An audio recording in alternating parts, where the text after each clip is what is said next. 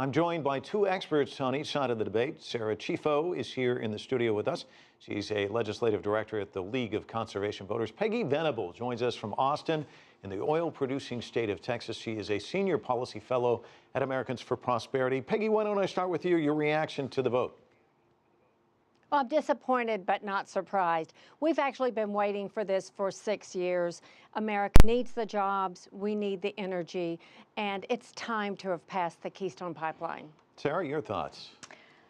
We were overjoyed to see 41 senators voting against this dirty and dangerous pipeline. And let's be clear about what this pipeline is really about. It's about transporting the world's dirtiest oil through America's heartland to be shipped overseas. It's a bad deal for the American public, and we are happy to see today's outcome. Dirty and dangerous, although the State Department, which has authority over Keystone because of its international link, released a review in January finding that the project's carbon emissions would not be significant. There are a number of reasons that analysis was incomplete, and it's clear when you look at the facts that this pipeline fails the president's climate test that he's put forth. Peggy, how about you? Dirty and dangerous? I think that's cherry-picking data. Clearly, it is not. The State Department has said twice that it is not. And again, we will be transporting this, or it will be transported by Canada, either via roads or oil tankers. I think it's a lot safer on pipeline. Let me tell you, I'm from the heart of Texas. We have 358,000 miles of pipeline in Texas. We love our pipelines. We love affordable energy. Well, does this come down to economics versus environment, though, Peggy? A trade-off there, do you think? You know, I don't even think it's a trade-off. It is whether you want economic growth and jobs or whether you are willing to use a radical approach to the environment and say that this is not acceptable. The truth is, some people would just as soon us run on nothing other than wind and solar, and that's simply not practical. We want Americans to have affordable energy. Our economy depends on it. Economics versus the environment, trade-off there? You see it that way, or?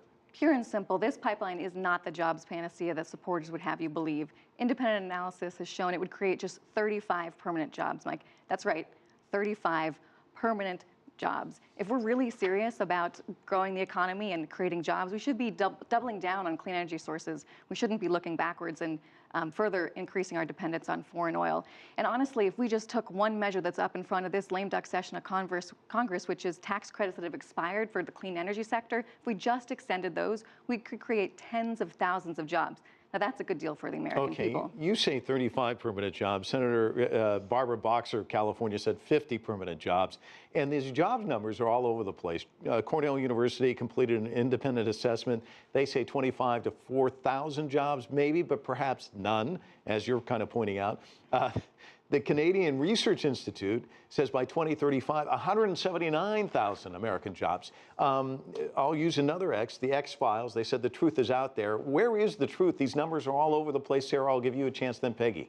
You know, independent analysis, including that by the State Department, has said 35 permanent jobs with the order of 2,000 short-term construction jobs. And listen, I know there are families hurting, and one job is important to that family that gets that job, so I don't want to belittle that. But if we're really talking about recovering the American economy, there are so many other things that our country should be focused on. The transportation bill, those clean energy incentives. There are real ways we can create jobs sooner that are better jobs, that are good-paying jobs, that benefit more Americans. Peggy, do you have a handle on these numbers? Because they are all over the place. They are all over the place. And I simply will say that the State Department itself has said that tens of thousands of jobs will be created in building this pipeline, and there are residual jobs that are created by virtue of that. The key is what we're looking at is the opportunity to be able to use energy from a friend of ours to the north rather than go to Venezuela or Arabian countries. So I think it's really a clear, very decisive victory would be to pass this pipeline, and I look forward to it happening next year. If it had passed, what would have been the impact on gas prices? I can't predict precisely what that impact would be, but certainly not just gas, but let's face it, our cell phones, everything we use, or much of what we use, is dependent on byproducts from what this pipeline will provide. I think it's really significant and will create a number of jobs, but economic activities beyond that.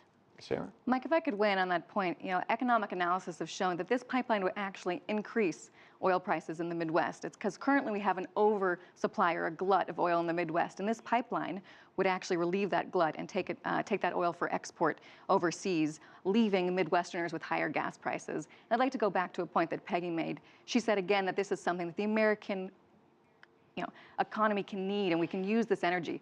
This pipeline is an export pipeline, pure and simple. TransCanada has been on record saying that. This is not good for American energy independence. That's not good for energy security. Senator Hoeven, though, made the point 1,400 rail cars transporting it. Peggy also said that. One of his contentions is that those rail cars could be moving agricultural products that are not moving because of the rail cars being used to transport oil. How would you respond to that?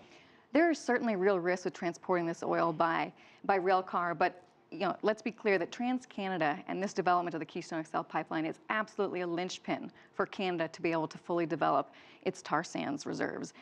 Fully developing those tar sands reserve is detrimental for the planet can't afford it, and it's also detrimental for the Midwest as we see this pipeline threatening ranchers' farmlands. That's why they're opposing it, threatening communities whose drinking water is threatened by spills. And TransCanada has an absolutely abysmal track record of safety. In fact, a pipeline they built in 2010 spilled 12 times in the first 12 months of its operation. We can't afford that kind of risk. Peggy, let me give you the final word on that. Well, what about their track record? Is that a matter of concern?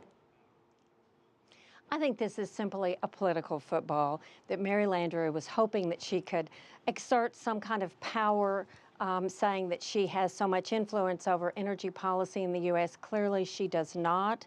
And I think this speaks volumes to that. I think we in Texas certainly don't want to look to environmental extremists to set our energy policies. We know that a good policy really depends on availability of energy here in the U.S. And Texas has certainly prospered from that. We hope that America will learn from us. Peggy, we've run out of time, but I'm sure we'll have both of you back on because this vote is not going away. We'll see it when the Republican Senate takes over. Thanks so much for joining us.